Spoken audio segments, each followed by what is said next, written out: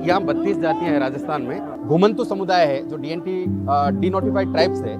ये समुदाय अलग अलग समस्याओं से जूझ रहे हैं। खास तौर से इन समुदाय के जो संकट है वो पहचान का संकट है। सबसे बड़ा है कि डॉक्यूमेंटेशन का मुद्दा है, क्योंकि इनके पास आईडी कार्ड नहीं होते हैं, ये चलते फिरते वाले लोग हैं। तो आईडी कार्ड नहीं होने की वजह से सारी सरकारी योजनाओं से वंचित हो जाते हैं। सरकार ने अभी भी एक ऑर्डर निकाला कि इन सब लोगों को आवास के लिए जमीन दी जाए। सरकार आपके द्वार प्रशासन गाँव के संग करके कैंपेन चलाया, उसमें विशेष ऑर्डर भी जारी किए कि इन लोगों को पट्टे दिए जाए।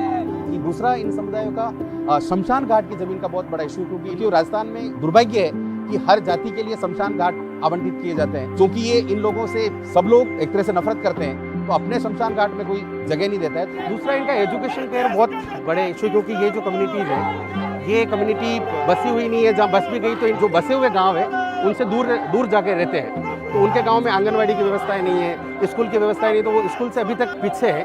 और दूसरा, इनका सबसे बड़ा जो चीज़ है वो कल्चरल आइडेंटिटी है। आज के दौर में इनकी सारी सांस्कृतिक पहचान खत्म की जा रही है। आरएसएस ने हमारा पूरा आजीविका को खत्म कर दिया, हमारे लोगों को पीटा मारा, उनकी पूरी आइडेंटिटी को खत्म कर रहे हैं वो लोग। तो हमारी ये भी इनसे बात हुई कि आप ऐसे लोगों को सरकार ऐसी आवास नीति बनाए कोई जाए और विशेष प्रयास किए जाए। कहीं भी इनको राजनीतिक प्रतिनिधित्व नहीं दिया गया है। उनको ग्रास रूट लेवल पे जहाँ संगठन है वहाँ पे उनको प्रतिनिधित्व दिया जाए, सत्ता में उसको प्रतिनिधित्व दिया जाए।